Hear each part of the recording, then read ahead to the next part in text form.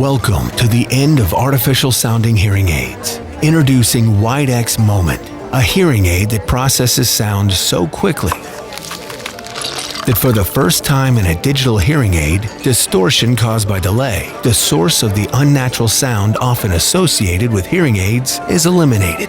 So now, all you hear is a pure, natural, and engaging sound.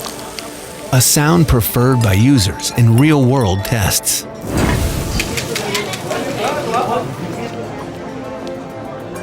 Leaving you free to experience every detail of those special moments that mean the most to you. Pure, powerful, discreet. WIDEX Moment. This sound changes everything. Welcome to this WIDEX digital broadcast, the very first of its kind.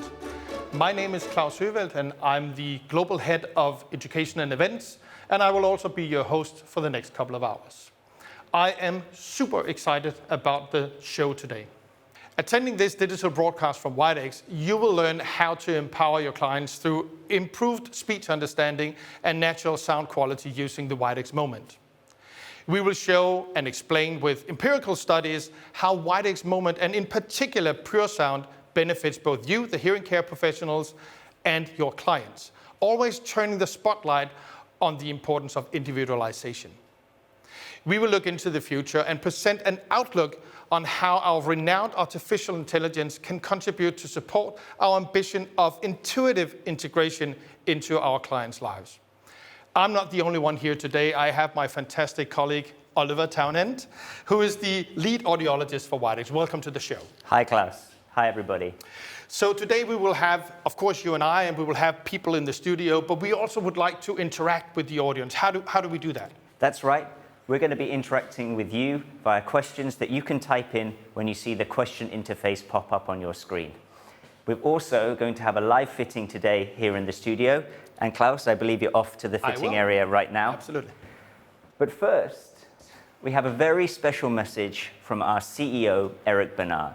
Eric is dialing in from HQ as we speak, and he should be here. Hello, Eric. How are you?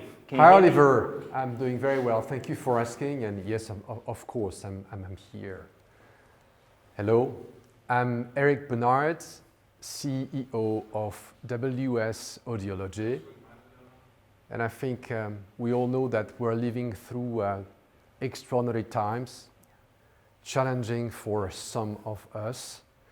And I really hope, sincerely, that you are doing well, that your loved ones are doing well, and also that your business is going well.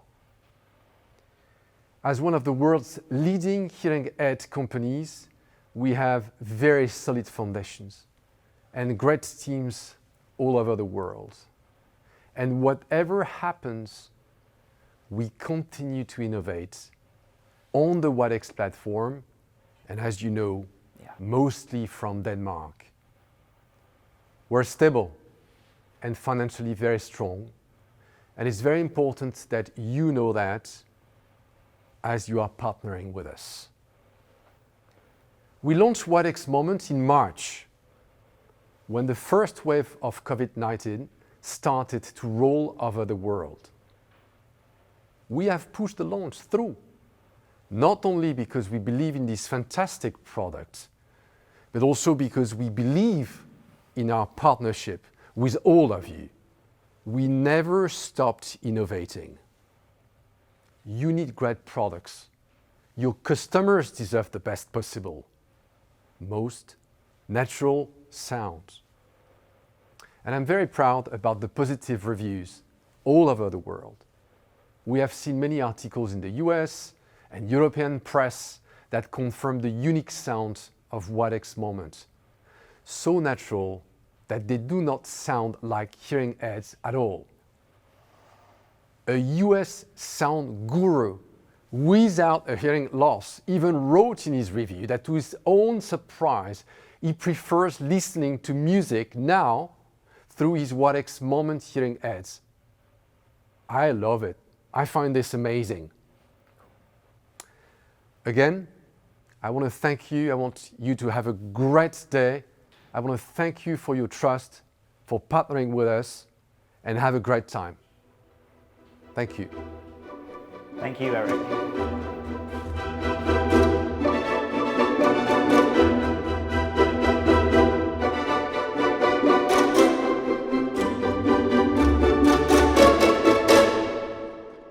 Thank you very much, Eric. And I'm now here in the remote fitting zone because here in these COVID-19 times, it is difficult to see your clinician face to face. So I've invited Eva to tell us a little bit about what we can actually do. Welcome to the show. Thank you, Klaus. Thank you for having me. So obviously in this period that we have right now, it is difficult to come out face to face and speak with your clinician. What can WIDEX offer in that sense? Yeah, it's a good question. And today, WIDEX have a really good tool that we can use for these kind of meetings outside the clinic, and it's called the WIDEX Remote Care Solution. So it's basically just, I have my computer with the Compass GPS, the software here, and my client is set up with his phone with an app called WIDEX Remote Care app, very easy, and a remote link. All right. So it's super easy to use. And we do have a very, very special guest at the other end in our remote session. It is a great honor and a big pleasure to introduce Steve Lukather from the guitarist from Toto. Welcome to the show, Steve. Hi guys, how's it going? Pretty good, thank you so much. And a couple of weeks back, we actually sent a video crew to your house just to talk about your hearing loss and your experience with WIDEX. Yes, sir. Hey, this is Steve Lukather, the guitar player in Toto and also Ringo Starr and his all-star band. As a lifetime musician, obviously I've endured the perils of loud sounds. I put myself in harm's way. I was an idiot. Back in the 70s when I first started, it was like click tracks. Louder! Louder! And be like, that's rock and roll! You know, it's supposed to be loud. My hearing is like probably, you know, besides my hands, are the most important things I got on my body for my career. You know, I don't care if you mess this up. Nobody bought a record because I'm a pretty boy. I was on stage with Carlos Santana and Jeff Beck. This was the one time that I got the ring that never went away. It was that one punch that takes a boxer from being, hey, how's it going? So I haven't heard silence since 1986.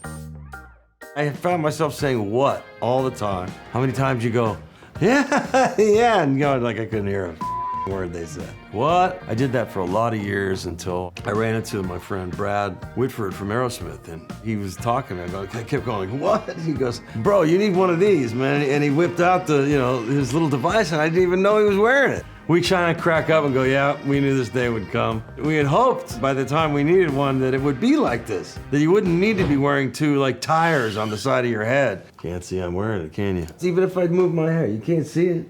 They're not your daddy's or your grandpa's hearing aids, man. No, no, no, no. The WIDEX Moment hearing aid has changed my life, honest to God. There's no shame in admitting that as you get older, you get a little weaker. Even if you're not a musician, it happens.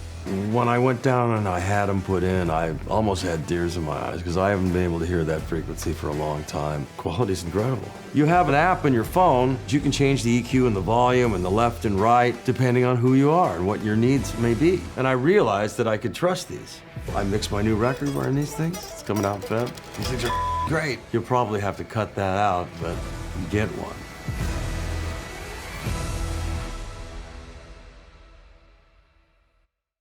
Thank you, Steve. That was a great video from your house. I was wondering, what does sound mean to you? Well, I'm a musician. I mean, if I can't hear anything, it's really hard to make music or compose. I mean, it's been my whole life. Without my hands and my ears, I'm pretty much worthless. You know, I mean, you can punch me anywhere else, but just watch out for don't kick me in the ears. And I get scared. I mean, I was a studio musician for like 25 years, which means the headphones were on like 14 hours a day, which in the old days with the click tracks and a lot of guys playing at the same time, it got real loud and your ears just closed down. You don't realize it when you're 19, 20, 25 years old. You know, you think you're bulletproof. You think you can take anything.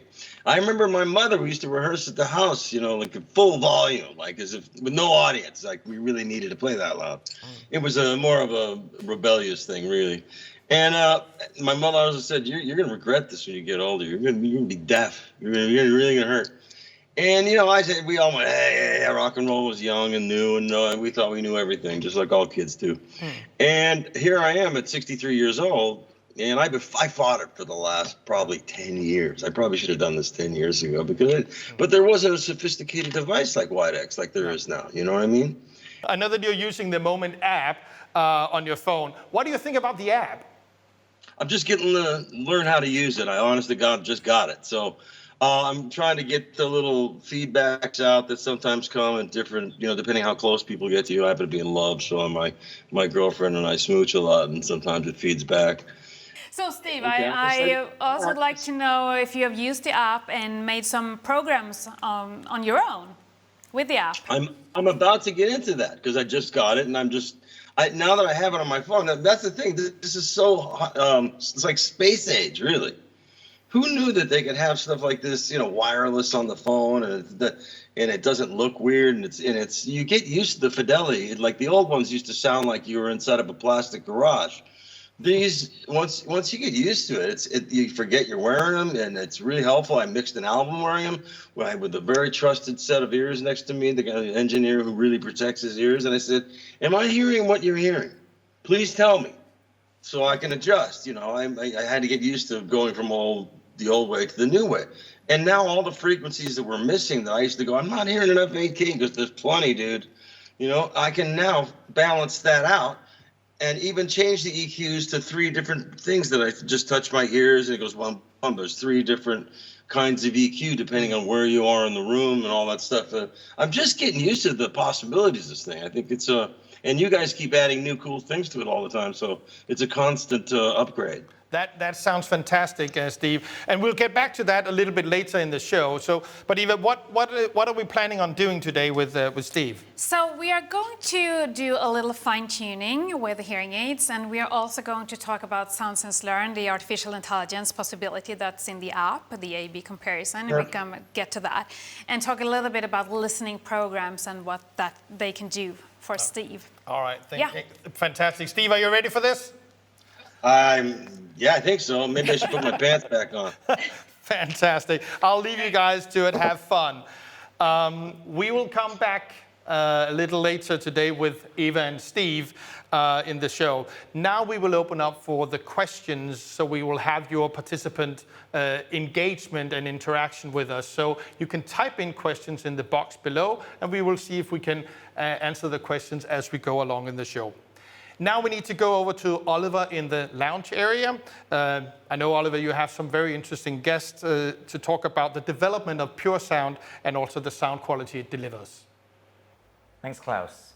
And for our next segment, I'm joined here in the lounge area by 2 esteemed colleagues, Adam Westerman, Innovation Manager, and Laura Winter-Beiling, Research and Evidence Specialist, who are here to talk to us about PureSound. Now, PureSound is a great feature, but it didn't just come from nowhere. So what problem were you trying to solve with PureSound, Adam? Yeah, thanks for that question, Oliver. So the main question we're trying to solve is what's known as the comb filter effect. Okay. So the comb filter effect is something that affects quality quite negatively for a mild to moderately hearing impaired with an open fitting. So let me try to explain what the comb filter is. So when we have sound coming from the outside, some of it reaches the hearing aid first, as you can see in the graphic here, and is processed with some sort of delay. At the same time, you have sound reaching the ear through the mold and mixing with the sound processed through the hearing aid. So when you have 2 sound waves, and they have different delays, and thereby also different phases, and you add them up, what you get is peaks and troughs in the sound wave. This is known as the comb filter effect. And how does this sound? Well, it's the sound of a tube or like a tin-like effect. And it's really what we at least believe is one of the major deficits to sound quality for mild to moderate hearing aids. So PureSound is really the ultimate sound quality, we believe, for the mild to moderately hearing impaired. So designing something to overcome Yes. this barrier in sound quality. And making it easier for people just to accept the sound and get used to the hearing aids. I mean, did this come out of nowhere, or have you built on other WIDEX features? Yeah, so many years ago now, we sat together in an innovation team and really looked at what are the major detriments of wearing a hearing aid. What happens physically, what happens acoustically when we put on a hearing aid. And as soon as we dove into the open fits, we found sort of the comb filter effect staring at us. And we had to sort of find a way to overcome the comb filter effect. And one of the key points to attack is the delay and the forward delay in the hearing aid. So we needed to make a hearing aid with virtually no delay. So this was sort of the innovation challenge. So we worked on this for quite some years. It took us quite some time to get to a point where we sort of had the first hearing aid running with sort of something like PureSound. It was a bit of an epiphany moment trying the hearing aid for the first time, walking around the office. We were super excited. It sounded really great. So you asked about the WIDEX heritage leading up to PureSound. Yep. There's a couple of aspects I think are super important when it comes to realizing PureSound and the way we've done it. One of them is the way we've done the input converters in the WIDEX hearing aid and our sort of industry-leading sample rate. Okay. It's a little bit technical or a bit nerdy, but there's some filtering you have to do in the beginning when you do it this way that will cause some delay. And it's really only with the way we approached input converters that you could make PureSound. So we're sort of happy to have this legacy to build on. Furthermore, the WIDEX platform has sort of always had a tendency to prioritize sound quality, to give a natural sound. And when we make PureSound and we take the gains from the compressor or the noise reduction and the way we treat and touch the sound and we mimic it in PureSound, we're building on the WIDEX legacy here. So all the things that make a normal WIDEX hearing aid sound good also make the PureSound hearing aid sound great. Wow. So what you're saying is that if WIDEX hadn't paid attention to details for the past 20 years or so, we wouldn't be where we are today with PureSound? No, we would be in a different place. We would have much more of an uphill battle, and I don't know if we would have even made it. Okay, thanks. Right, because the sound was so clean in the first place. To get it even cleaner, it was a challenge, but WIDEX was in the right place to meet that challenge. If you had to describe PureSound in one sentence, what would you say? Yeah, I think it's the ultimate sound quality in a hearing aid for the mild to moderately hearing impaired.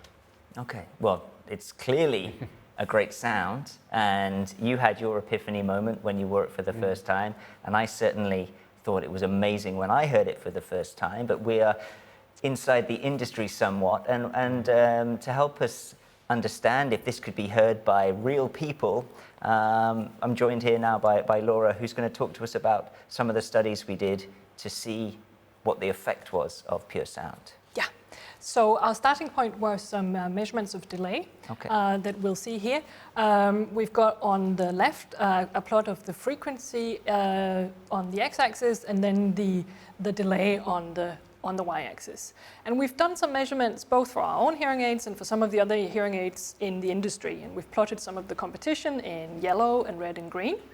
We then have the WIDEX standard delay in purple, and you can see it's already significantly lower than the rest, but PureSound that we show in blue is really in a league of its own.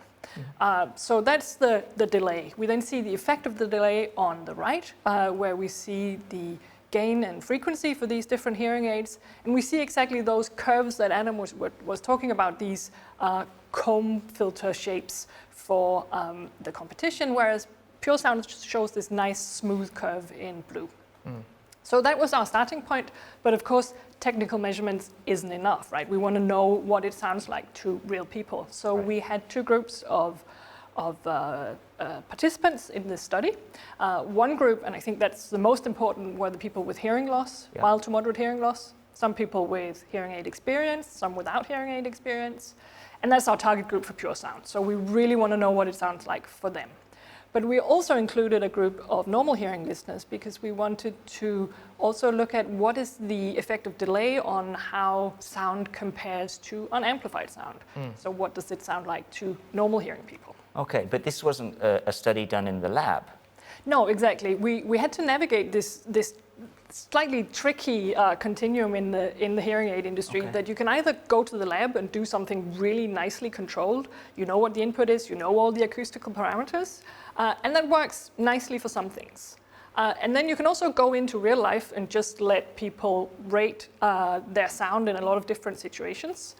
We do that with something called ecological momentary assessments, and that's also a very nice tool for some situations. But for this particular study, we wanted something in between. So we went for a guided walk methodology, where the researcher, in this case me, takes people out into different situations in the real world. So we are out of the lab, but we go to the same kind of acoustic environments. We ask people to do the same things so that everybody has similar experiences. It's not perfect. Sometimes it's raining and it sounds different. Sometimes there's a truck backing and it sounds different. But overall, it's quite similar.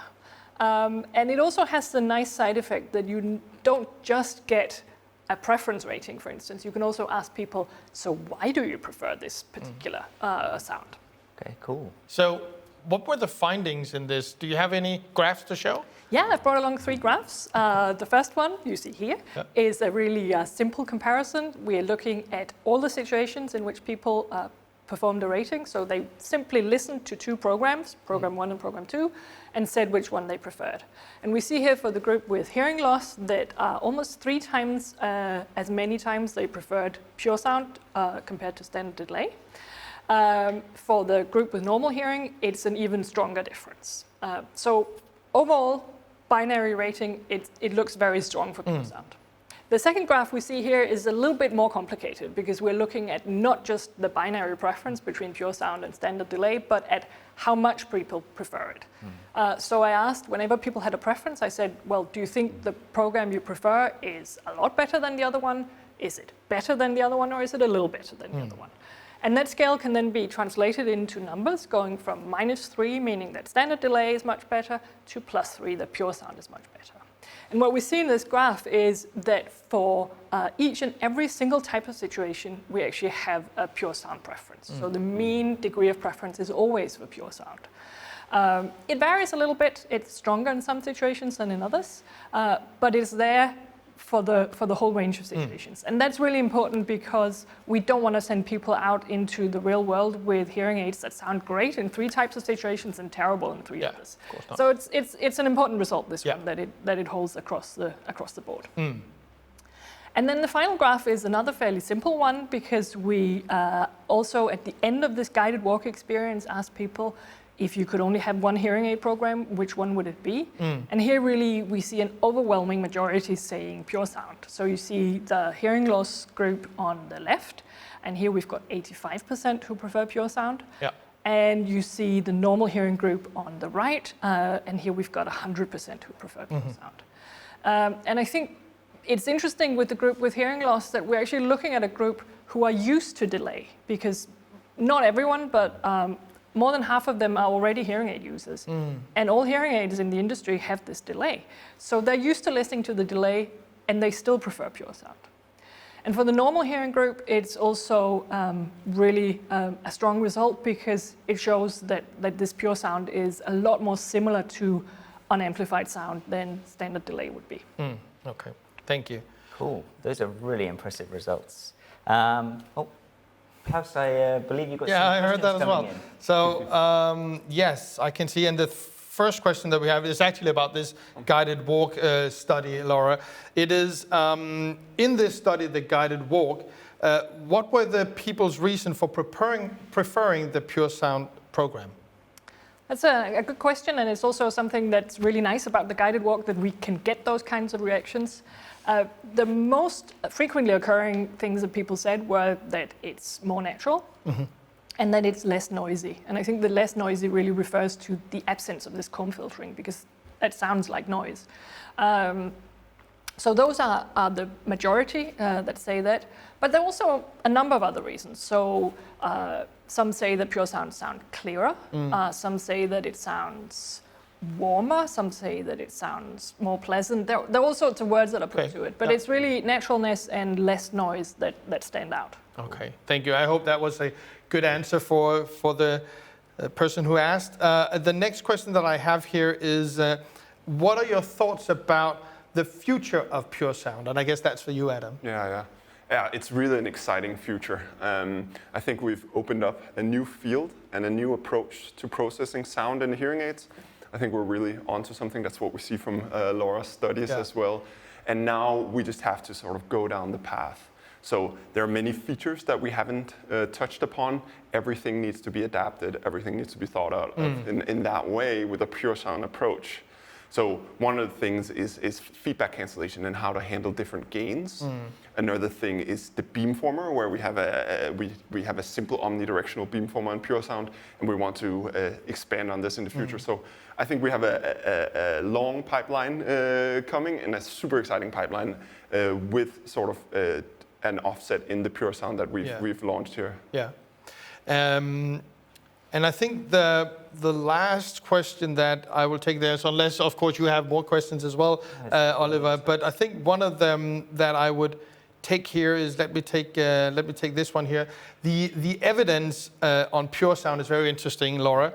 Can you elaborate a bit on which future studies you would like to see the most? So many different studies, to be honest, but one thing that I think would be really interesting was to look not just at the standard delay in Widex devices, but also at longer delays in the industry. There's a little bit of a challenge there because we can't make that comparison blind, because we simply can't make the delay in the Widex devices much longer than it is, and as we saw, that's in the low end. But I think it's something that could be interesting to work with, looking at, well, what's the effect of different steps of delay really on sound quality. Okay. So that's one thing. Another thing is really also looking at not just the sound quality, but also at speech understanding with PureSound. It's important that the sound quality doesn't come at the cost of reduced speech intelligibility. And as Adam was saying, we have an omnidirectional microphone, so we want to look at, well, what's the effect of that on speech intelligibility. Okay, all right. Don't know if you have any other questions? I really just wanted to hear from Adam, because this is your baby. I mean, when you heard it for the first time, it took you aback. Did you know it was going to be as successful as it is? No.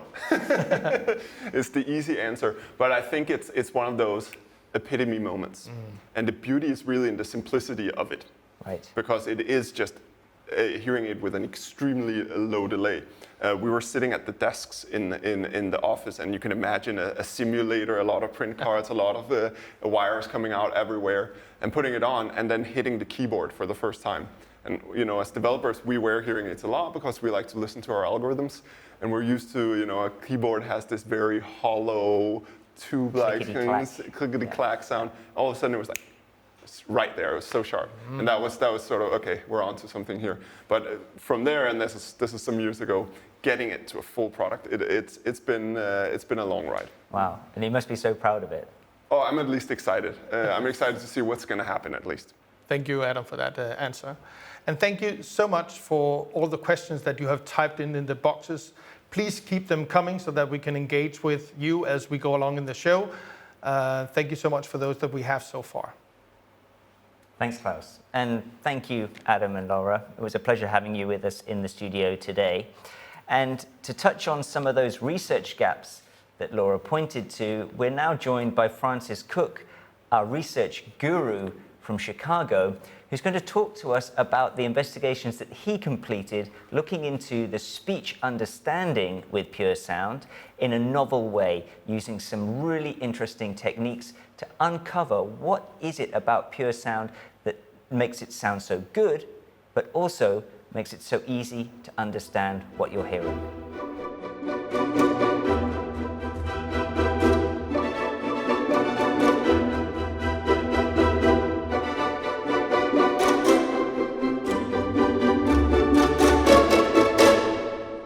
Thank you, Oliver, and thank you for inviting me to this broadcast.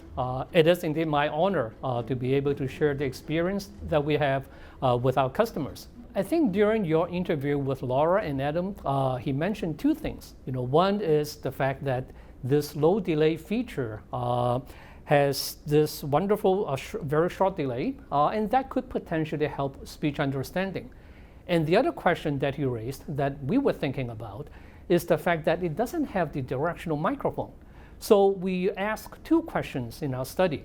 The first one is, well, does the low delay feature in our hearing aid Can it improve speech understanding? And the second question we ask is, well, because of the lack of a directional microphone, could that compromise speech understanding in typical noisy situations? So in our study, we try a very different way of looking at this speech understanding issue. We actually used EEG study, or electroencephalographic measurements. And the reason why we did that is because when you're doing speech kind of testing, behavioral testings, there are actually many factors that could affect the result. And at the end, you really would not know, does the feature improve speech understanding? Or if it did not, well, why did it not? So if we do EEG type study, then we would be able to know what may be the factors, what are the cues that could have affected speech understanding. I also mentioned a little bit about speech cues, getting to the fundamental aspect of what helps speech understanding. Indeed, if we look back a little bit, take a step back, and try to understand how we understand speech, we usually do a process which we call auditory scene analysis. So what that means is that a listener, when he gets to a noisy place with many people, he will take the speech sounds, it all goes up to the brain, and what he or she will do is to listen to these sounds, extract the features from these sounds, and kind of group all these features together, so that if a particular sound has like this kind of fundamental frequency, this kind of onset, this kind of pitch, then this would likely be coming from the same person, from the same talker.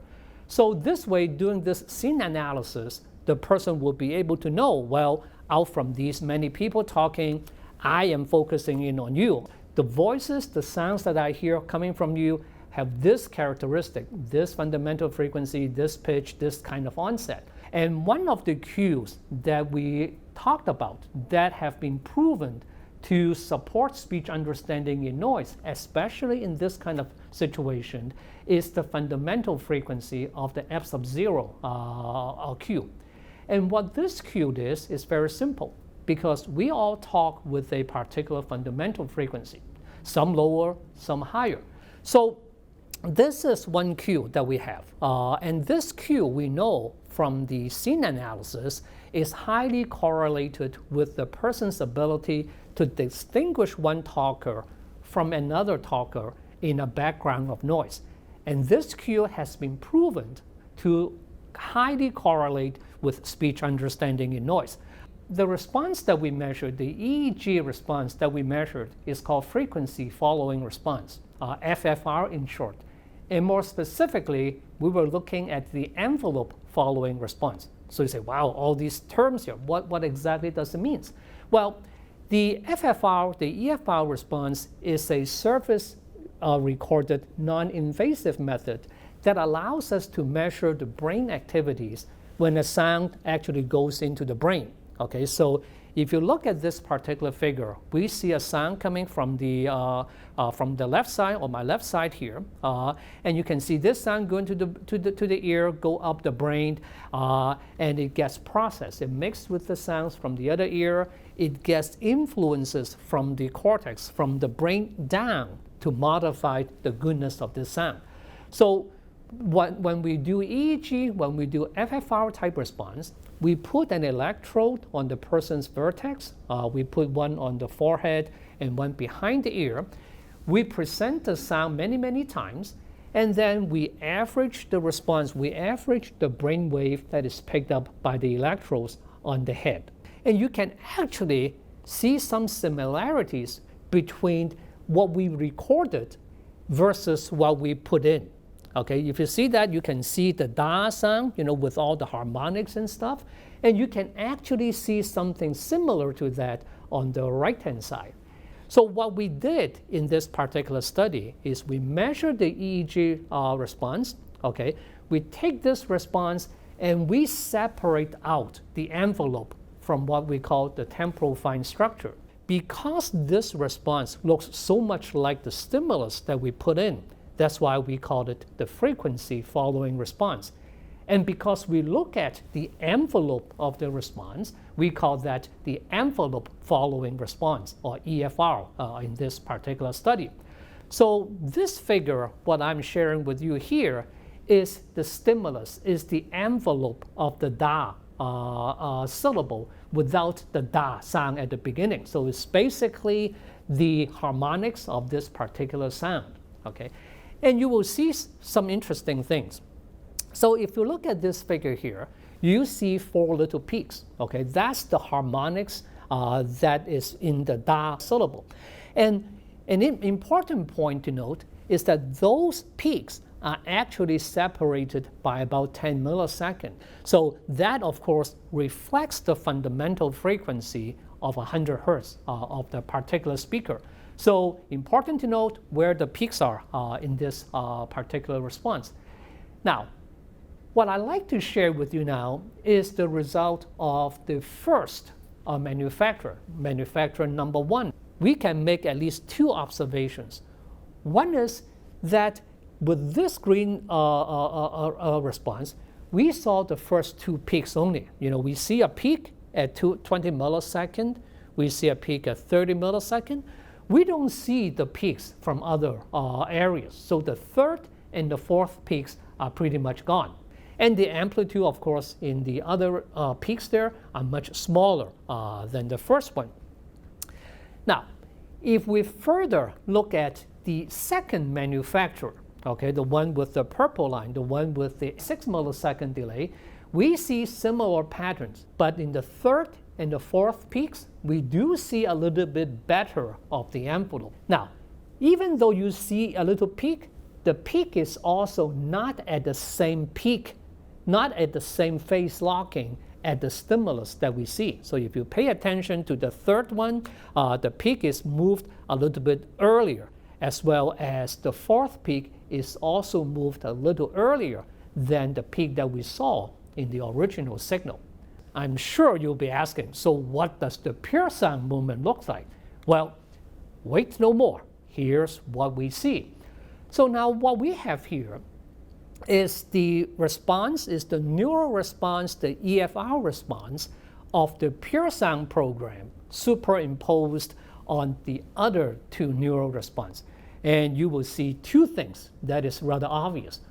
One is that the blue waves, the PureSound that we see, has 4 very well-defined peaks, and they synchronizes, they phase lock to the signal very well at 20, 30, 40, 50 milliseconds. They don't just appear with the first 2, they appear with all 4 of them. That's what we call synchrony, better synchrony, or better phase locking. The second thing that you see is that the peaks of those things are much higher, much more robust, much more even than what we see in the other 2 manufacturers. Okay? So that is also a very distinct feature there. So what does it mean? What are the implications of this? Here are 2 things that we know. One is that this fundamental frequency Q, this F sub 0 Q, is a very important Q that is well established in the field of auditory scene analysis to be an important Q for the perception of pitch, for the perception or identification of a particular person, especially in a noisy background. So that is one thing. And the second thing we know about this particular EFR response is that it correlates very well with speech and noise ability. So people who have a good EFR tend to have better speech understanding and noise ability. And there's also a lot of studies showing that people who have been trained, to listen to sounds, like musicians, like people who have gone through rehabilitation, they do tend to have a better, more synchronized EFR response. So what it means, in this particular case, with a better synchronized response, is we can predict, because of this better synchrony, the person may have a better sound clarity. They might find the quality of sounds better. That, of course, Laura has demonstrated in her study. And we can also predict that people with this type, with a better EFR, would probably have better speech and noise ability.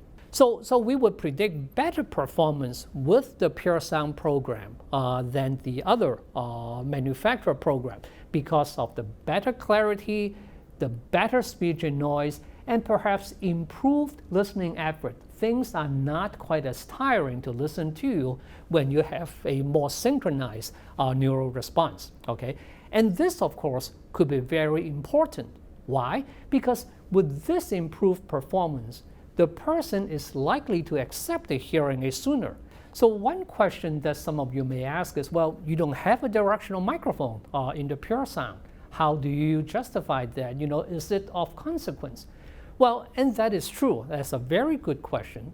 But if we think about it, from 2 lines of evidence, then we may think that this may not be as critical. One is we know that the benefit of a directional microphone decreases as the vent opening increases. And of course, the target audience, the candidate for the PureSound program, are people with mild to moderate hearing loss, people wearing an open ear type fitting.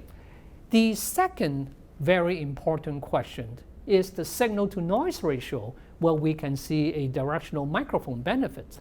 We see that the benefit typically occurs in poorer signal to noise ratio, like a 0, -5, those kind of signal to noise ratio situations.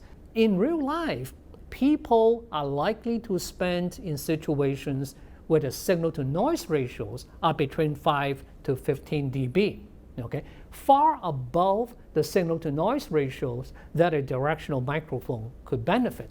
So that is why in the second study that we did, we purposely look at and compare the performance, the speech and noise performance of the listeners with the PureSound with our competitors that have the directional microphone and see if indeed it makes any difference.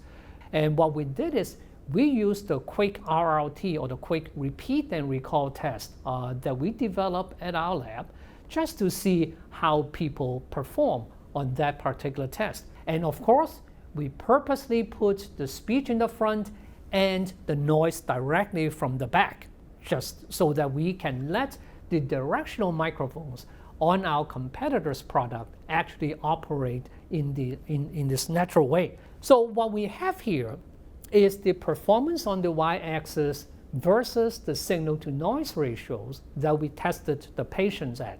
And the different shade here is the normative performance, what normal hearing people would do on this particular test.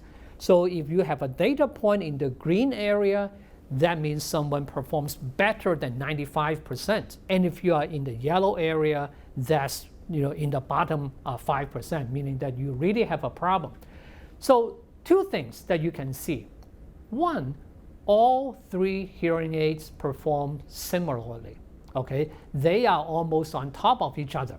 That demonstrated to us that even though we do not have the directional microphone in the PureSound program, it works as effectively as our competitors' hearing aids. Okay, and that's important to note. And by the way, they all have adaptive directional microphone and fancy noise reductions and everything else. The second, perhaps also very important thing to note, is that all 3 hearing aids put the patient's performance in the blue area there. And that to me is more important because that is the bottom range, the lower range of what normal hearing people could do on this particular test. Okay, so we are very pleased to say that with this, with the PureSound program, it performs as effective as our competitors' hearing aids. But what if someone goes in a really, really noisy situation, even though that's not typical, even though that's not realistic? We have this feature which allows the user to simply switch from the PureSound program into the universal program or the master program, where you can specify whichever microphone mode you want. So in summary, what we have done in these 2 studies to demonstrate 2 things, 2 very simple things. One is through the use of EEG measurement, we are able to identify a particular cue, the F sub 0 cue, which is an important cue for speech understanding in noise, and we can show that it does improve that. It does provide the brain with a better neural input, goes up to the brain for processing. So you can kind of look at that, as like fresh food, versus processed food. Okay, so in fresh food we see that you don't add anything, things are natural. Okay, so that the person's digestive system can digest and assimilate easily. The same I think can be observed with the low delay technology, with the EEG response that we measure. In essence, we are giving the brain a healthier neural input. So the brain can have an easier time to process and to easier to understand.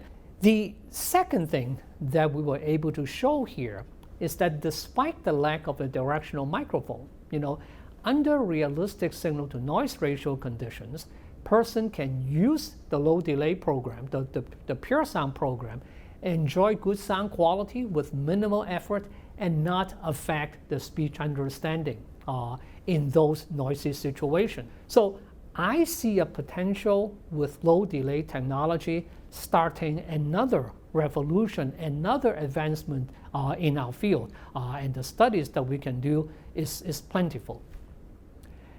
And that's all I have, and thank you so very much, Oliver. It has been lovely for me to share our experience with you. Thank you.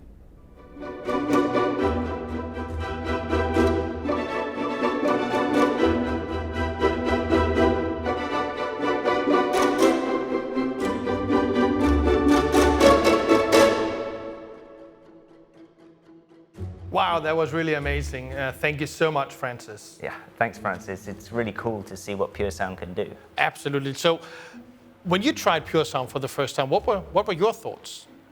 Yeah, when I put it in for the very first time, it really blew me away. It certainly got my mind thinking. We're so used to hearing aids with this processed sound, with this signature, the comb filter that you can hear. So you knew you were wearing a hearing aid.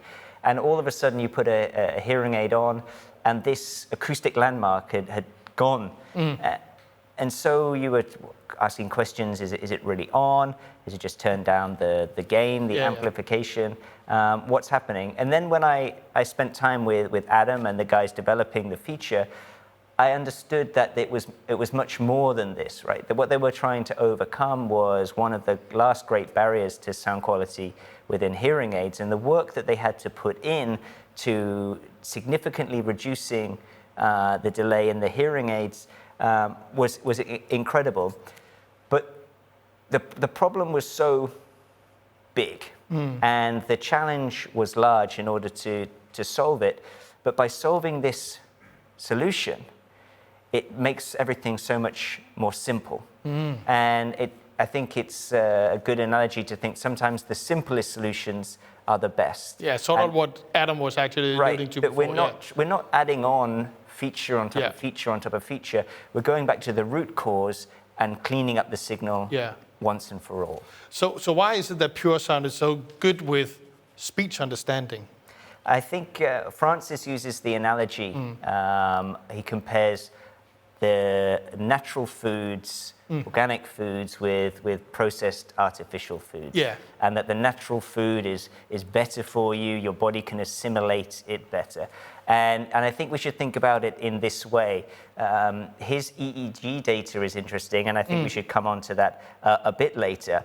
But when we looked at the speech and noise, we should really look at what we were comparing.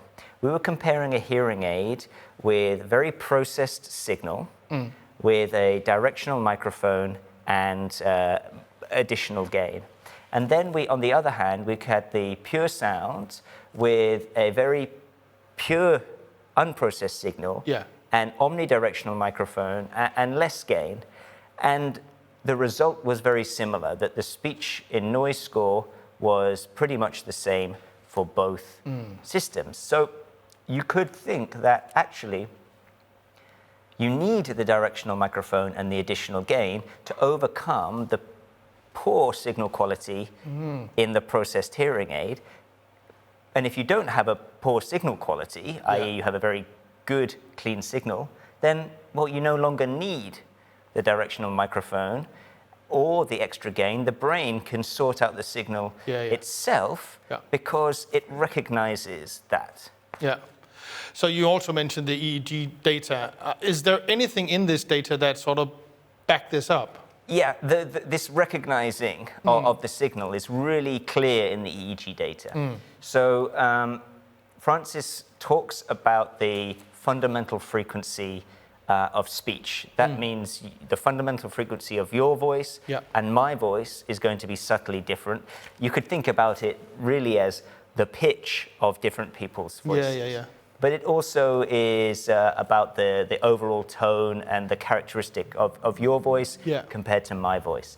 And when we have this fundamental frequency, it makes it very easy for your brain, your hearing, to separate speakers, to separate speech from noise. And this is how your brain works. This is how you, as a normal hearing person, can stand in a crowded room and start to sort of tune into one voice and tune out of others. We sort this out. But if you start to listen through a hearing aid, and the EEG data was showing that with a processed amplification, this F sub 0 fundamental frequency in the EEG response is distorted, it disappears, it's not as robust as the original signal. So your brain can't do what it wants to do naturally. Okay. With PureSound, we get this incredibly robust phase-locked signal, which is more representative of the original speech when measured in the brain. So we're feeding the brain the natural food that it wants. And in that sense, it works better with what we're giving it and can perform in a system that has no assistance from a directional microphone or additional gain. And that's really exciting. Yeah, that makes a lot of sense. And when we talk about PureSound, we talk a lot about speech. But I was just thinking also, now that we have Steve here as a musician, is there anything for musicians with PureSound? Yeah, and I think I can speak to this in two ways. Francis talks about the musician's brain, that they're somewhat attuned to sound. He says that the musician has a better replication of the fundamental frequency when measured with EEG. But I've also spent time with musicians listening to what they think about the hearing aid, the moment hearing aid, when they listen in the universal program and when they listen in the PureSound program. Yeah.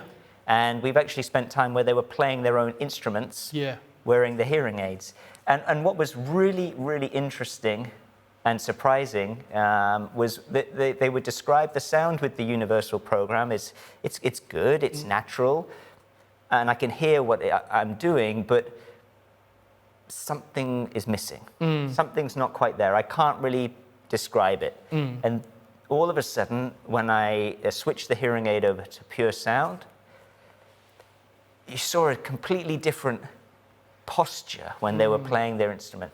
And you could feel them somewhat becoming one with the instrument they were playing. And they would describe to me about the pitch, the timbre, the intonation, everything that they expected to get from their natural hearing, they were getting through the hearing aid when they were listening to PureSound. And I was blown away. I mean, I can hear a difference, but they could hear even more differences in the signal, and that's super exciting. Because they know sound better than, I guess, normal people, right? Yeah. Yeah. Frequencies and all that. Yeah. There are landmarks in the sound that they're used to hearing that I'm not. Yeah. But they can tell me that it's not there with Universal, and it's there with PureSound. That's another level. Yeah, that's really cool. But I think, just to wrap up, I think what is really important to recognize here is we are just on the beginning of something. You know, Francis is really excited about the future of more EEG studies, and Laura's also excited about the future of her research too. Yes. And Adam is excited about where it can go with all of the extra developments and where we can apply this in the future. But I think we should just take a moment just to say, thank you to all of the great colleagues we have at WIDEX who went into building such a fantastic hearing aid and bringing a great product to market. And this is truly the beginning of an amazing journey ahead of us. So thank you very much to them. Absolutely. And talking about sound quality, I'm joined by Florian Walters, a research colleague from Stockholm who's been investigating sound quality and asking for us, can we define sound quality? Hi, Florian. Hi, Oliver. Thanks for having me. It's good to see you. I hope you're well. Thanks for dialing in. We're having a great show. I just want to kick off with an opening question, quite a broad one.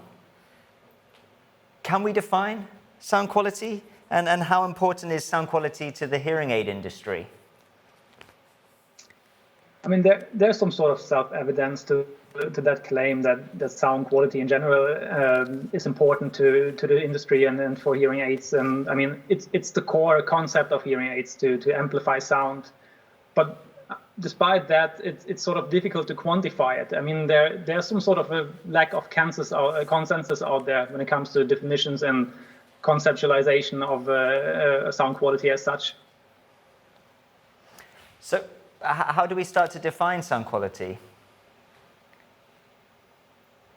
I mean, we could start looking at how the term was used and is used by the industry and researchers around the globe. And I think when we look a little bit around in the literature, we find that sound quality quite often is used as a synonym for different sound-related aspects. You might be talking about naturalness, about broader bandwidth in terms of hearing aids, with less distortion, sound not being too loud or sound being too loud. And I think that sort of shows the diversity of concepts that commonly are referred to as sound quality as such. So sound quality seldomly actually is the main research topic and then rather occurs as an outcome of studies, for example, as an indicator for satisfaction. For example, there's the series of studies, of market track studies and Eurotrack studies, which is a well-known series of hearing aid satisfaction studies. And they have been around for 20-something years. And I think ever since sound quality was identified as a main driver for hearing aid satisfaction, while the factors least correlating with satisfaction were non-sound related aspects, such as battery life or handling the hearing aid, the volume control or the visibility of the hearing aids. And I think that somehow shows the importance of sound quality as such. And interestingly, there are many studies that actually correlate sound quality with satisfaction, but they are seldomly elaborating on causality, meaning it's not always evident, or the question is not always answered whether good sound quality leads to higher hearing aid satisfaction, or if people being more satisfied with the hearing aid for other reasons simply use the hearing aids more often in a longer time and just accept the sounds and have a better attitude towards sound. So another finding, an interesting finding that the market track studies revealed is also that newer hearing aids quite often lead to higher satisfaction in their studies. And that sort of reminded me of a statement that I saw from the popular YouTube audiologist, Dr. Cliff, where he more or less states that sound quality doesn't matter so much when you choose your new pair of hearing aids, since all the major brands that are out there actually have a quite good sound quality. So we're all in the same ballpark when it comes to sound quality, maybe, but has anybody tried to define sound quality before? Have there been any previous attempts? There have been some, and I specifically want to mention two of them, which might be of interest to our industry as well. And one of them was done by Zakharov in 2018, and in his sort of definition, he mentions that the sound quality, or the quality as such, sort of is the suitability of a sound to a specific situation. Right. And while sort of in the same direction goes the definition by Blauert and Jekosch, which was done in 2012, where they say that the quality marks sort of the perceptual distance between sound character features and a set of reference features that the person has. and that the distance then is a measure of the degree to which the expectations of a person are fulfilled. And if you take those two definitions, you might see that it's actually quite difficult to see sound quality as one universal entity. And it's really important to consider context and look into those small aspects of sound quality that add up to a concept in the end. So we actually started at looking at different aspects of sound quality and the relationships between these, and differentiating between what can be measured on the one hand and what is perceived on the other hand. Wow, that's really interesting. So you can characterize things in sound between what can be measured and what can be perceived.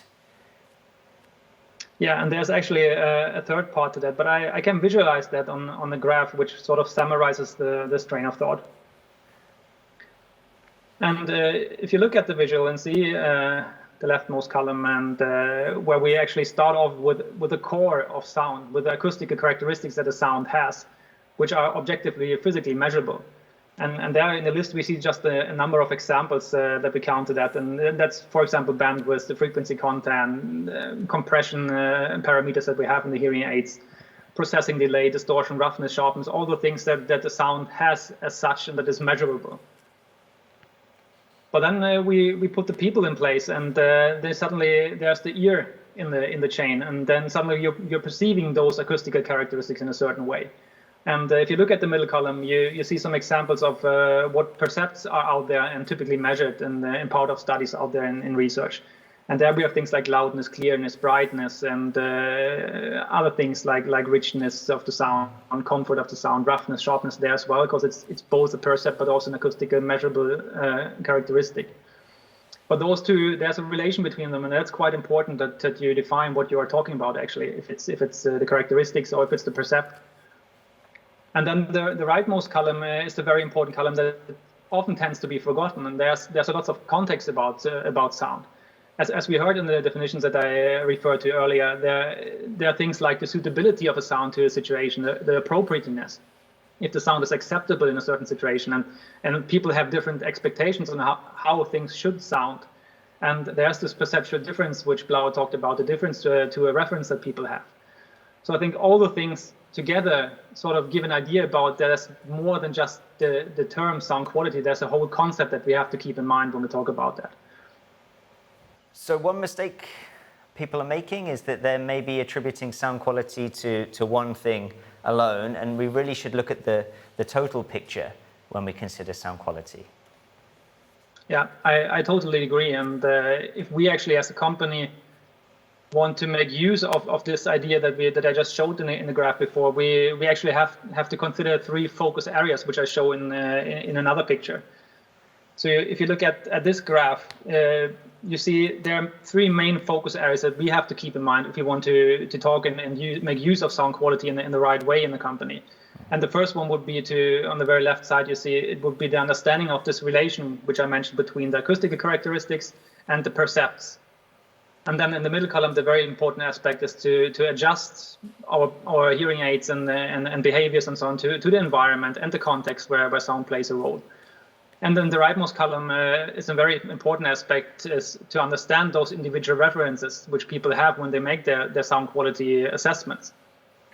That's very interesting, Florian. Is this a new way of looking at sound quality? I mean, the focus areas as such haven't always been considered as such an interrelated construct as I've been showing maybe, but of course there has been research being done in each of those focus areas as such. That's nothing entirely new. But if we look at them one by one, and if we start off with the very left column of this graph, and the term in terms of relation between acoustical characteristics and perception, we have to make sure that it's really important to state the purpose of research and the relations that we are doing, that we clearly communicate the acoustical characteristics and percepts that we are talking about that are on the test, and that we not equate everything with just this main concept of sound quality. Right.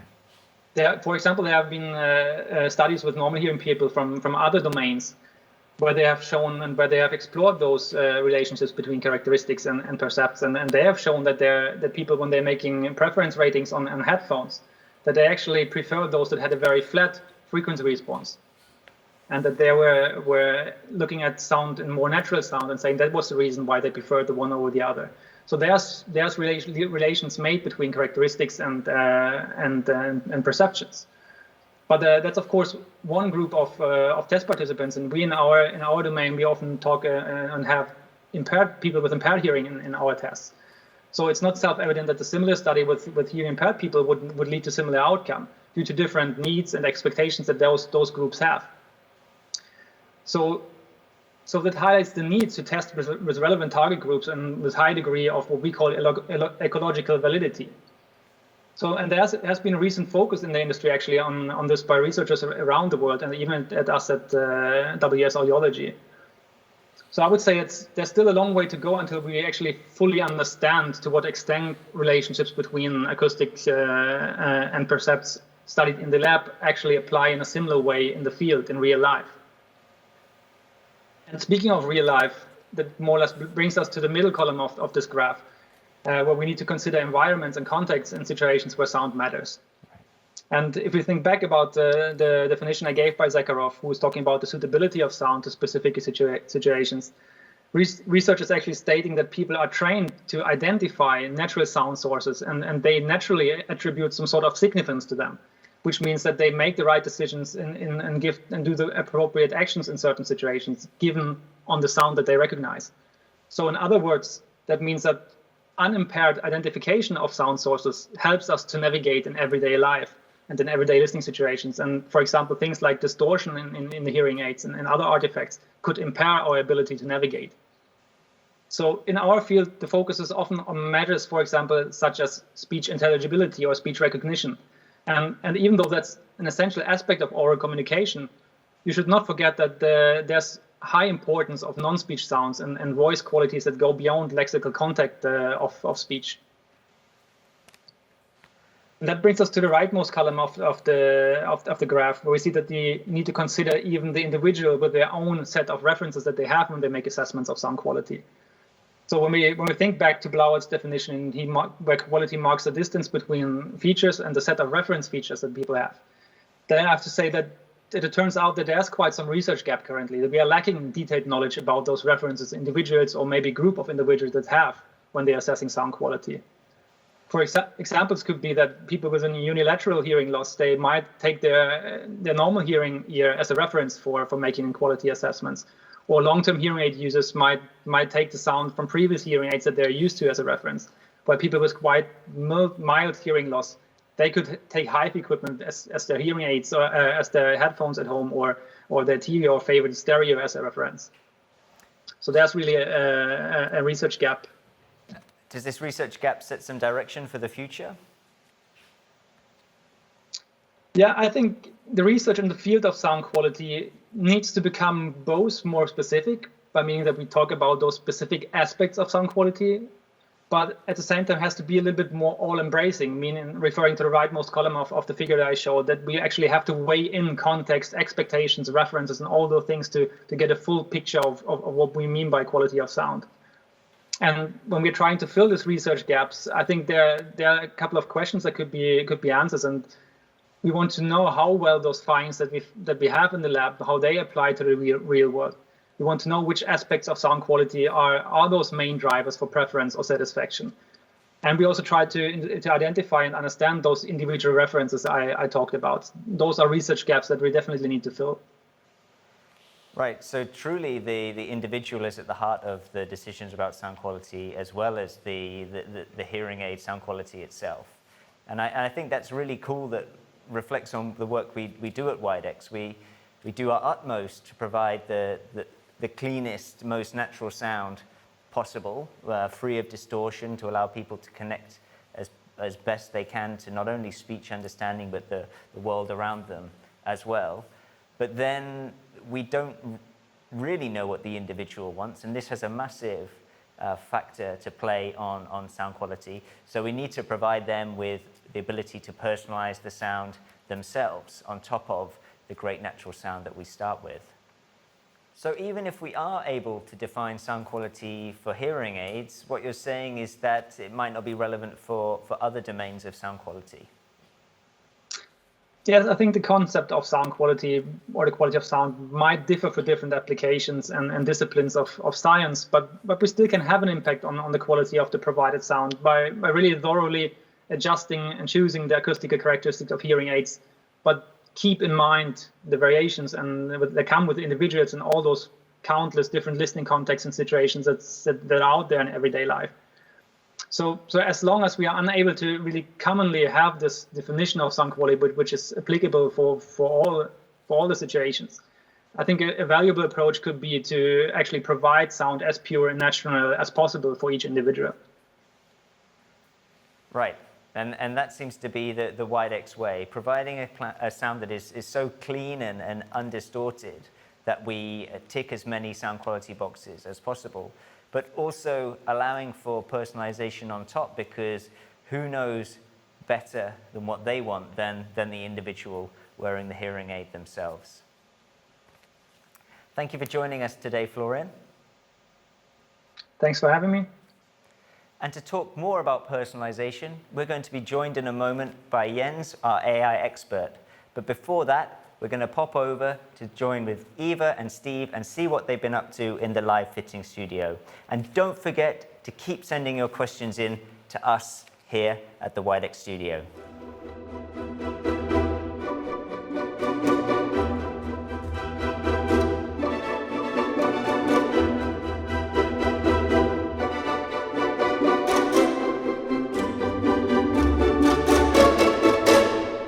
Thank you very much, Oliver. And over here we have a lot of fun. What have we been up to for the past 20 minutes? Oh, well, we have been discussing and exploring the Sound Sense Learn, the artificial intelligence, and the possibility that opens up for people that using hearing aids today. So it's very cool.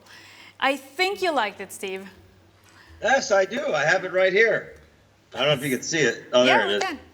Steve, I want to know how do you feel about this whole remote consultations? What are your thoughts about that? First off, it's fantastic, especially during these COVID times and all that stuff. Where everybody's afraid of everybody. But for so many reasons, because I travel so much when I can travel. I've been on the road for 45 years. I say if I have an issue, I could call the doctor, or I could just myself go, wow. Let me go in here and re-EQ this or something for the building I'm in, or sometimes they're big arenas, or sometimes it gets weird. I also take them, and this is interesting that you'll know, when I take these out when I perform and I put my inner monitors in, they're EQ'd exactly the same as the WIDEX in the deficit in my hearing. So I have a completely different EQ on my channel than everybody else in the band. So I've taken this technology and brought it to the concert hall. I've been turning all my rocker friends into it, or finally around my age, going, I surrender. I want to talk to my kids. I want to talk on the phone. I want to listen to TV without scaring everybody in the house how loud it is. And so, I mean, this is a really great high-tech thing. And even if I can do this, if I can make this work, anybody can. I'm lucky to turn the phone on, okay? I'm that guy, child of the 60s. I know this is really user-friendly. This is the best thing I've ever had. This is the best invention, man. I mean, the best money I've ever spent. So, Steve, I know that you've been talking to Eva about this whole AI and the A/B testing, and you played around with it just a little bit. What are your initial thoughts? My initial thoughts are, I'm just getting into it. I just got this app. And I'm playing with it, and it's really user-friendly.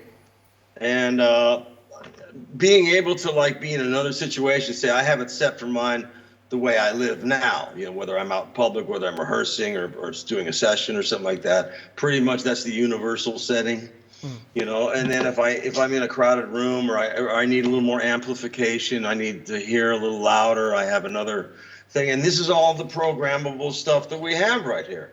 And that's this part.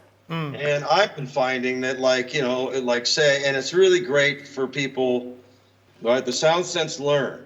This is you press new program, and right here it says, what is your current activity? Now, for me, I understand engineer talk. Like if you say 8,000 kilohertz to me, I know what that means.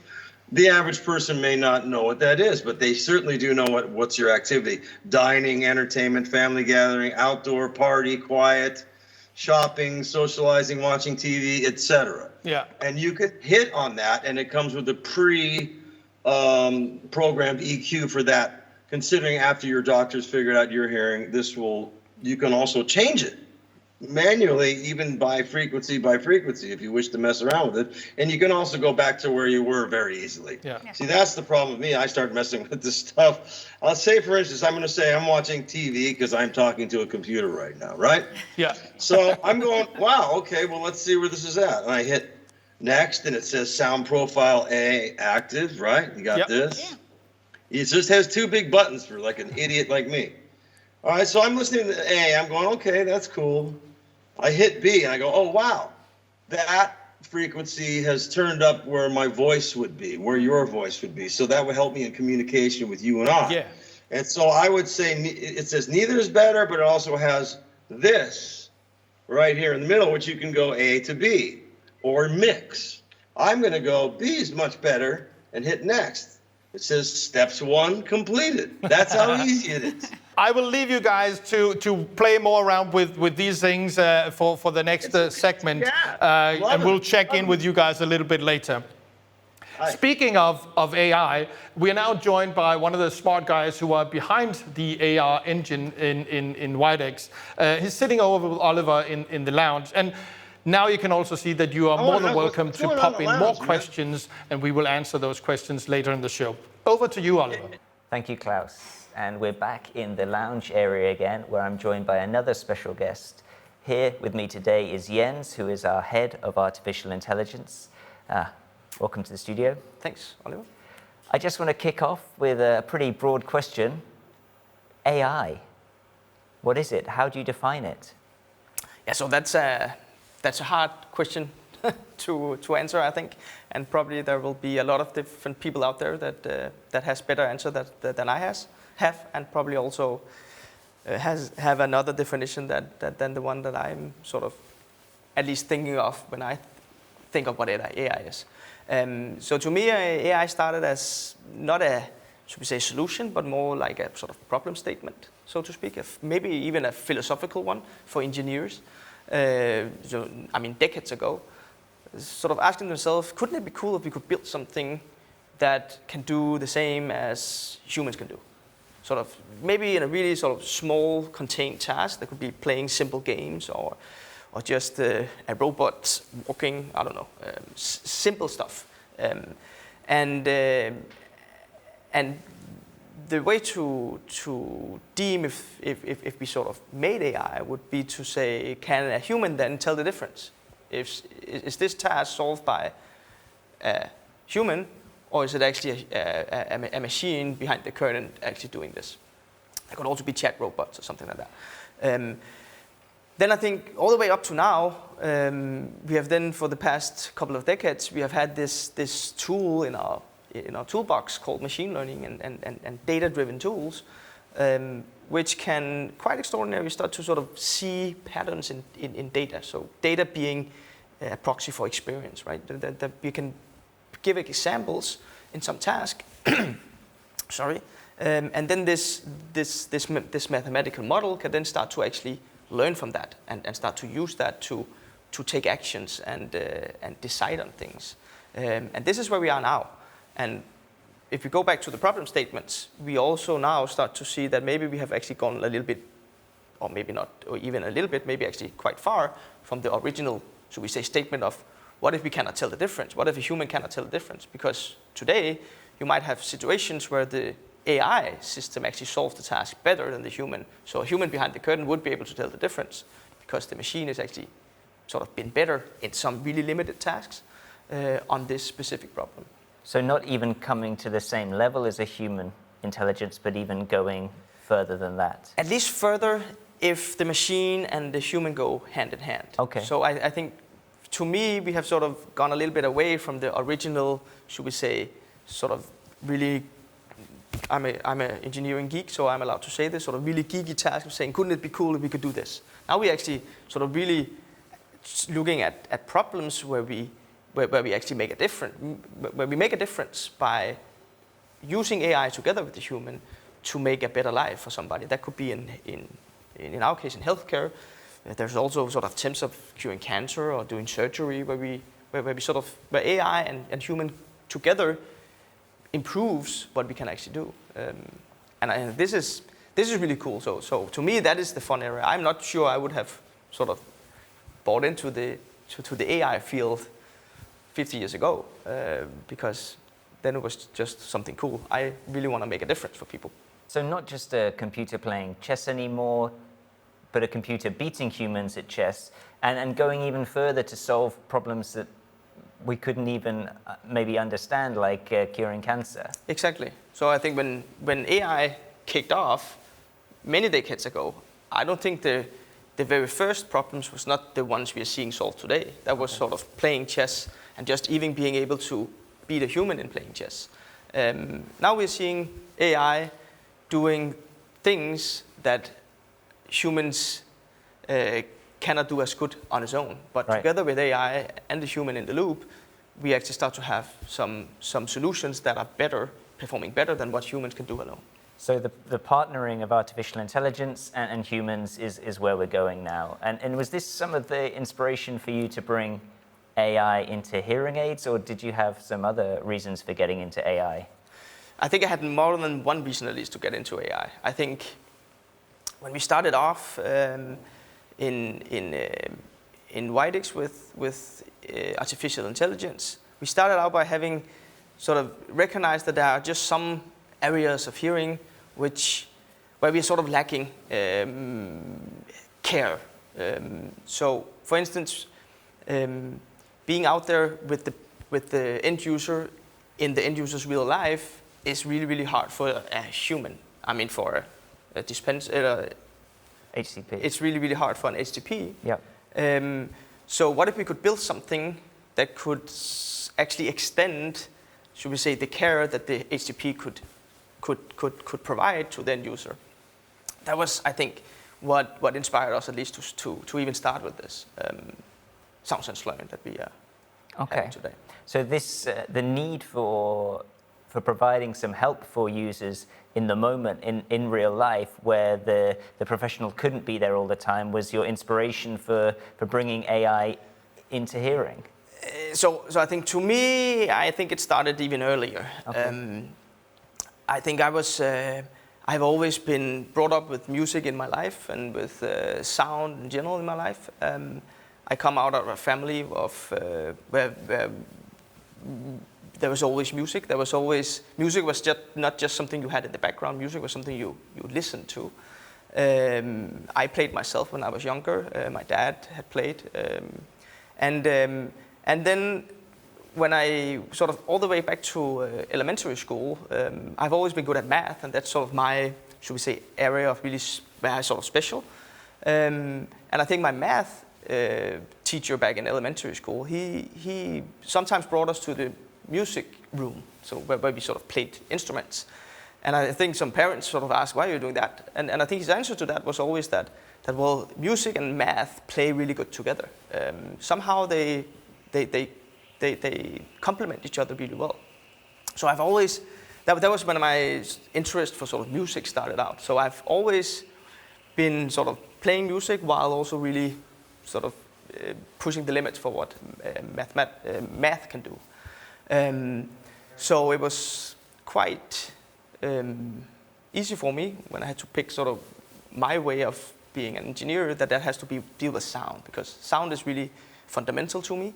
I'm enjoying sound. Just thinking about not having sound in my life would mean a lot to me.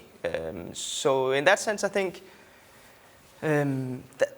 that without being really consciously thinking about it, I think looking back, that's probably where the reason why I somehow went into that area, and just pushing whatever I could do with math while sort of being doing something with hearing and sound in general. It's great to hear you have a passion that brings this all together. Could you tell me a little bit more about what you ended up developing? How did AI come to life? Yeah, so it started in I think 2010 when I actually had to do my master's, being an electronical engineer with a focus on acoustics and signal processing and all these areas of expertise that we are doing in the hearing aid industry. And then I sort of was maybe lacking a little bit of more challenging, should we say, mathematical ish task within acoustics. So I started going sort of into machine learning. And then when I had to do my master's, me and Widex, we sort of said, well, that's an interesting area that is somehow starting to grow, and let's start to look at that. So it started all the way back there, back then, and then I did my PhD within machine learning, which is now called more or less AI, where we started to develop the first, should we say, theoretical foundation for what we have in Samsung's Learn. So when I was sort of finishing my PhD, I think both I and Widex thought that this was a really interesting area to look into. So from that point on, we really started to sort of striving to actually making this possible. Because I think there's been previous attempts to do something similar, but now we had a technology that could maybe do the job. So Jens, what was the problem you were trying to solve? So the problem we were trying to solve was the fact that the audiologist cannot be there with the end user all the time. The end users should be living their lives. They should think about sort of experience all the great sounds that is around them.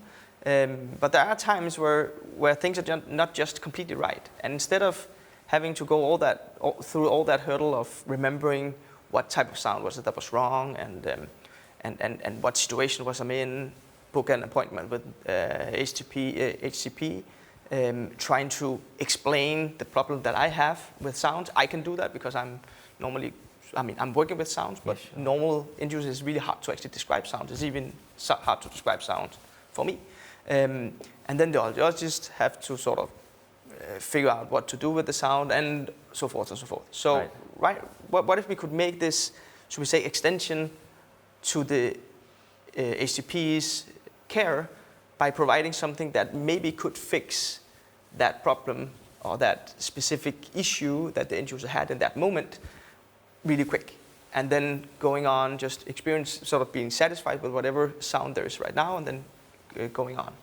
That is a hard problem to tackle, and you have to sort of make a system where there's a system learning what the end user want and sort of going back and forth. So in my view, that is really sort of interesting that now we have sort of bridged that human-computer type of system where they together help, in this case, the end user out with something that until now had to be sort of brought to the clinic. And so SoundSense Learn is learning by asking questions what the user wants in a sound and provides them with a sound that they can use in the moment when they didn't think it was quite right. I mean, that sounds like what you were saying, AI and human beings coming together. Yeah, exactly. That was at least what we tried, and also think what we have built. We have built something at least capable of learning what the end user want in that moment. And all these programs being created by people with AI must be really cool to see. Yeah, so I think sometimes I have to pinch my arm a little bit. Because I think me and SoundSense Learn go way back. So for me, it's sort of maybe my first child. Now I have two sort of real humans at home.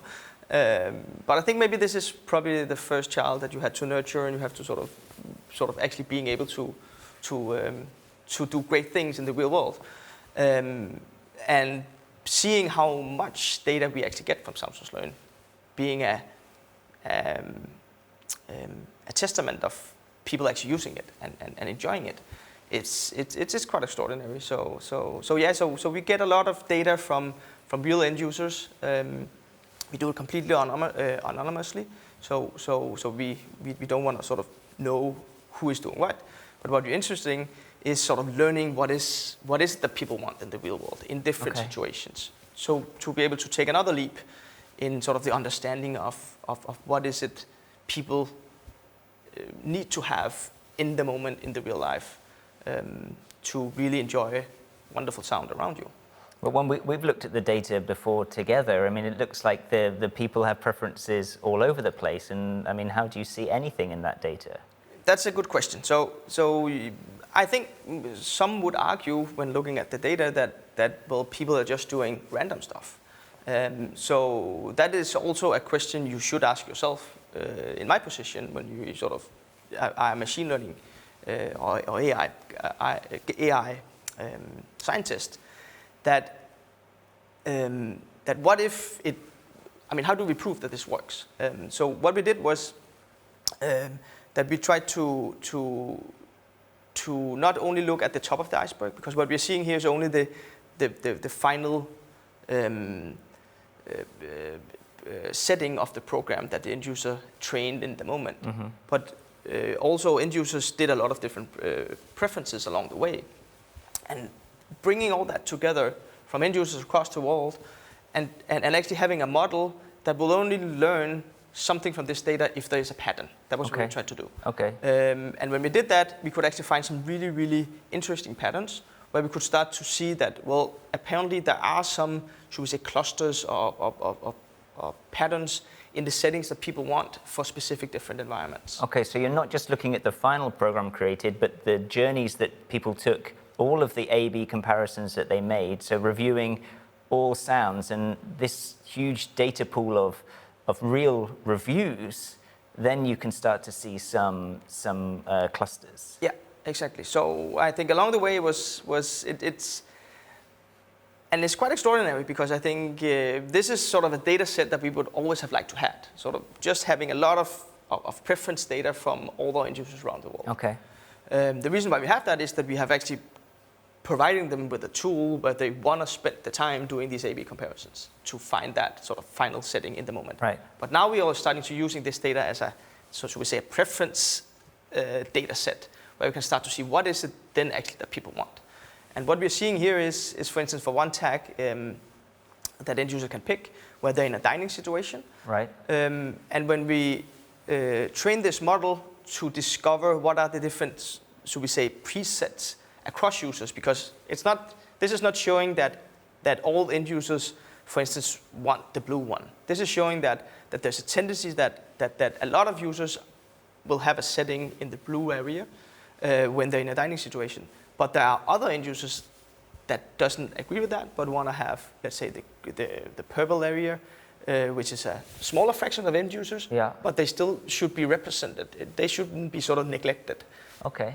And this is different, I think, from what we have been able to do for the past many years, where we haven't been able to do something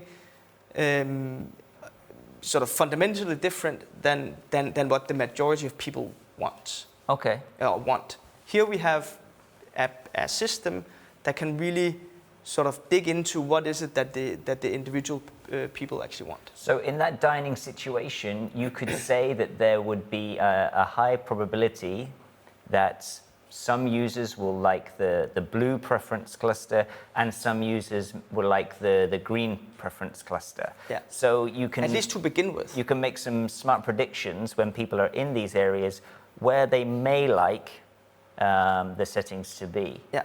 And that seems really cool and exciting. I mean, what can we do with these insights? Yeah, so I think first of all, we could start to explore if these presets, I don't know, I don't have a better word for it, but these clusters, if they would be good enough for some, right? Okay. We can see that some end users, a lot of end users might just want some of these presets. Okay, so try these out first, for example. Exactly. Okay. And then try to take it from there, because I think there's probably also a process of how much time do you want to spend in training your precise sort of setting in that moment, countered towards sort of how much better do you want it to be. So I think bringing these insights back to the end users, to me, is fundamental, because at the end of the day, we want to improve the end user's life, and we don't want them to spend a lot of time spending time if we already know what the result would be to begin with. And this is what sort of takes one step in that direction, at least, that now we can maybe sort of jump the fence, so to speak. It almost feels like it's going full circle. We have AI helping users to find perfect programs in the moment, and then you use some more AI to analyze that, and then so thousands of people with the help of AI can help people all around the world. I mean, it seems like this perfect partnership between human intelligence and artificial intelligence. Exactly. You can see this is teamwork on steroids, maybe. I mean, a lot of people helping each other out, finding sort of suggestions for other people. And I think this is some of the things that AI gives you if you do it right. That's really exciting. AI is pretty cool. And I actually have quite a few questions from the audience that has been ticking in. The first question is, how do you see AI in relation to the HCPs going forward? So I think from the HCP, you can really see AI as sort of extending their capabilities, extending what services they can provide for their clients, being there more or less always in their pocket, or elsewhere. So really helping him out all the time. That's to me the big difference, I think, what AI can do. Okay, thank you. And I also picked a question for you, Eva. And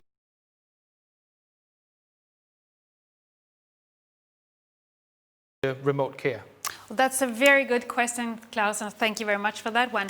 Well, as you can see and have seen over the past hour here, me and Steve, we have been through the fine-tuning, the programs, how to use the Sound Sense Learn here in Compass GPS, but there's also possibility to do the feedback test and sensogram, so there's actually no limitations whatsoever with the WIDEX remote care. I'm glad you're saying that. That's what I thought as well.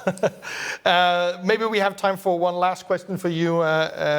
Then this is, when it comes to client and end users, what are the future possibilities with AI, do you think? So I think from the end user's perspective, I think AI can sort of simplify things for them. They will end up seeing things as being simpler, but actually more capable. At least that's what I hope we are actually able to achieve. Thank you very much for that answer, and also thank you for the past 20 minutes or so with your engagement here and all the insights that you have brought to the show. Thank you so much for participating, and thank you also, Oliver, for doing that. No problem. And I will now join Steve and Eva to see what they have been up to for the past 20 minutes.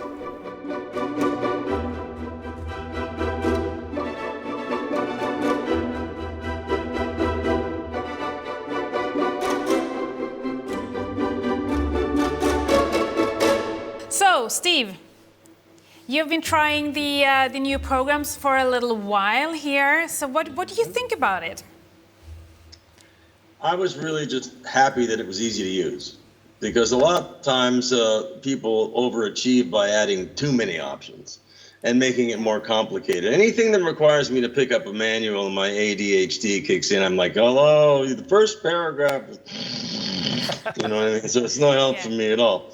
This is user-friendly, and it's very self-explanatory, and thank you for making a design for any intellect, Yeah, it's good to have a few options, right? So you have the equalizer, but you also have the possibility to work with. That's what I'm saying. I personally can go in here and go, I'm a little light at 5K or something like that, because I know what that frequency is. Also having, as you would say, tinnitus, which is which I found out is reason why you get that tone, your brain makes that tone. That's the exact frequency of the deficit that you've heard. So by using the WIDEX, it's actually improved my tinnitus by not making my brain so hard. So for that alone, it was worth the price of admission. So this is a great accidental thing. I don't know if it was built in by the engineers, but they certainly helped me. And I heard about this from Jeff Beck back in 1997. So the promise of this is getting better and better has truly shown up in this little box, and now that it's in everybody's phone. That's my girlfriend, by the way. It's nice to meet her too. Well, it's good to hear about that. It's good to hear about that it's helping you with the tinnitus also. So this is a win-win. You can't lose. I'm telling you.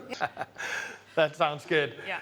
Any final comments. So I'm just going to add that it's a possibility after a few weeks for the HTTP to see what's going on in the log window here, also in Compass GPS. It's very easy to follow the changes.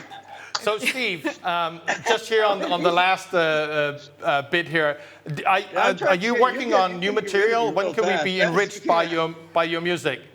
Actually, I am. Both myself and Joseph Williams from Toto have solo records coming out February 21st on Mascot Records. And we're going to be touring as Toto, assuming that we're being able to leave the country and things cool out next summer. Yeah. And I've spent the last year learning a lot about myself and really getting to know my kids and my family and sleep in my own bed and be in love and do the self-improvement. Thankfully, God is gracious being able to do that. But also learning about what's really going on with people that are not so fortunate, and trying to do our best. And maybe this will bring us all together as people. Maybe we learn from the isolation that we miss people and we should be nicer to each other. No, that's a non-political statement, okay? Yeah. That's peace. But on that happy note, I really want to thank you very much, Steve, for your participation. It has been a great pleasure and a lot of fun and a great honor to have you with us. Thanks. I hope that we will be able to see you on tour soon. Thank you, Eva, also for taking us through this remote fitting. But this is not the only thing that WIDEX can do for you. So to tell us a little bit more about what WIDEX can bring to you, we have invited brand leader for WIDEX, Vibke Madsen, to join the show.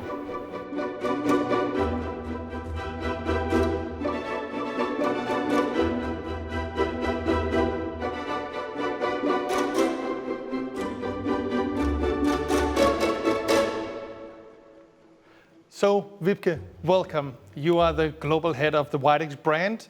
What do you think of the show so far? Well, I think it's been a really great event, right? Yeah. We had fantastic speakers, and it was super interesting to follow Steve during his fitting. Yeah. In these moments, I really feel proud and honored to lead a brand that is able to deliver this kind of sound experience to people that are hearing impaired. Oh, I agree so much. And you're relatively new to the company, that's no secret, but what was your first impressions of the WIDEX brand? It was my first impression, and it almost gets confirmed every day. The level of expertise in the WIDEX brand is simply astonishing. People are so skilled, they're so passionate, and they're united in this goal of developing and delivering sound excellence. Yeah. It started way back in 1956, but it has never changed. It's still the same, right? Absolutely. So, it's a true heritage brand if you look at it. I agree. So where do you see the future for the brand? Well, let's be clear. Our ambition for the WIDEX brand is sky high. So we just released the WIDEX Moment. Yep. It's a premium product with a true premium benefit, which is PureSound. And our ambition is to make PureSound available to a much broader audience, simply because we believe that everyone deserves this level of sound quality. Yeah. Can you reveal a little bit more on that? Yeah, definitely. And you mean in terms of premium? Yeah. Let me reference the latest brand tracker, which is a study that is conducted amongst customers. So WIDEX is recognized for three main attributes: trust, support, expertise. Yeah. So really great values, I believe. Yeah. So what we're going to do is to build on these values that have been built over decades, and we will create an ecosystem around the product that is delivering on this notion of premium. I believe you have someone with us that can also elaborate a little on this. Yes. So I brought someone with me who is, first of all, he's a great ambassador of the brand. He knows his customers, and he is also a great colleague. So here is Robert Wallace. Hi, everyone. I'm very excited to be here at a global event. It's such a privilege. I'm very new to the WIDEX team, but I've got to confess I've always been a secret admirer of the WIDEX brand, the WIDEX customer, and the WIDEX experience. I've been in the industry for 28 years, and I've worked in all continents, and I've been exposed to all customers. And the one thing that's always resonated is the consistency and the passion for the WIDEX brand all around the world, and the passion of the WIDEX patient to continue on with that brand. So thank you so much for having me. Absolutely. Can you give us some concrete examples from your experience? Yeah, no, I think I've got a really good example from a few years ago. I was facilitating a consumer focus group in our industry, and we had about 10 end users in this group, all wearing different brands, all wearing different styles. And as I was running this group, there was this consistency from this one patient in the room, this one wearer in the room, where he was just vibrating with confidence and vibrating with, accolades around our industry and the technology that he was wearing. So at one point, when there was discussions going on in the room, and people were kind of complaining about sort of the normal stuff around acclimatizing to hearing aids and everything, he pulled his hearing aids off, and he said, "These hearing aids are great. They sound so natural. I wear them everywhere. And this is my third set of hearing aids from this same brand. And I tried others, and I couldn't wear them for more than a day. And as I was looking at these hearing aids, I realized that they were WIDEX. And this advocacy, this passion behind how he was being helped in his everyday life, and how natural sound was so meaningful to him, it really changed me. It's really not about bells and whistles. It's really about that foundational natural sound, and that's what creates loyalty. That's what creates a tribe, and that's what really makes the patient journey so much better. Yeah. Well, that's very interesting, because when I joined the company, I heard it very often, this once WIDEX, always WIDEX. So there's certainly a sense of loyalty and passion, and also commitment to the WIDEX sound. Definitely. Yeah, and certainly I love that now, and I think it's something that we all appreciate with WIDEX, and it really comes down from the commitment of our founders. When the industry began, this commitment has been there from WIDEX, and it's never wavered in terms of having this thirst and this quest for that perfect sound. Regardless of what platform we were working on at the time or what was available to us in technology, it was always a part of our passion. It was always a part of our why.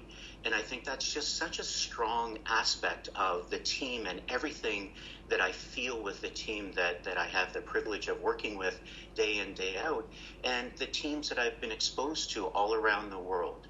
And that loyalty to that objective and to that mission is really all based on that patient loyalty. It's what keeps us going. Yeah, and that makes a lot of sense. But there might be different needs from clinic to clinic. So how do you make sure to support the individuals? It's a really good question. An individual really starts with the individuals that work for WIDEX. And it's those individuals interacting in everything that we do every day, in the simple things, in the simple interactions, in the complex interactions, and those individuals having the empowerment to do what's right. Not every situation is the same. And I think you have to have individuals that can do what they need to do to support our customers, to support that patient journey, and really understand how they make an impact on that. And I think, it's a part of everything that we do every day. There is no magic formula where you can just put it on a chalkboard and say E equals MC squared. This is about sort of a customized formula for every interaction. Everyone in the organization, or all levels of the organization, participate, whether it's through our operations, whether it's through our audiology, our salespeople, our executive team. And I look forward to being a part of it in the future once we can get back to a normal. I mean, WIDEX is really recognized as a trusted brand in all recent studies. Why is that so, and why is it so important? Well, trust is our main currency, right? It's really what allows us to have a relationship, and it's what guides us. voice of customer is super important, and voice of customer needs to guide everything that we do. And hearing people is how we create trust. And it's essential to how we support and how we continue to reinforce trust and earn it every day. You don't earn trust once. Trust is challenged. Trust is, taken for granted in terms of supporting that relationship between the patient and our customer. So without trust, we really don't have a business. We really don't have the ability to create value. So it's a big part of what we do. And in the end, we're in a communications business. So we have to find how we make and manufacture trust as well as our products. And I just grabbed that, what you mentioned before, that the WIDEX values of trust and support and expertise. How will you continue that journey? Individualization in terms of every fitting. And if you look at the way our fitting protocols work, it's ingrained in the way we do things. It's ingrained in our workflows within our fitting software, and the reasons why we do certain things in terms of guarding that natural sound. Our research is all based on individualization and consumer behavior and what they like and what they don't like. And a real big expression of this in terms of this new sort of foundation of technology, it's really not about sort of chips and stuff like that in terms of what used to drive our business. It's really about that sort of artificial intelligence. It's about intelligence. I really don't like the word artificial in front of it, because it's about designing that intelligence into our interactions on an everyday basis through our apps, so that these instruments that are worn by our patients that we all love and support can create individualization. And through that individualization, they can truly make their hearing aid, if you know what I mean. And that's what really creates natural, because natural is a perception that is different for everyone. As we know, everyone has a different hearing loss. So really being able to pull off that claim that, that is continuously so annoying to our competitions in terms of changing a WIDEX user is what makes us so strong. But it's by design in everything that we do, and supporting that natural sound through our interactions and through our patient engagement, through what we do today and how we use our technology. Oh, thank you so much for a great interview. I think you're really living the brand, no doubt about it. So I really want to thank you, Wiebke, for being here in the studio with me. And thank you very much for being with us online. Thank you so much, both of you. Thank you. It's been an absolute privilege. I enjoy it, and I hope you enjoy our entire event. Thank you.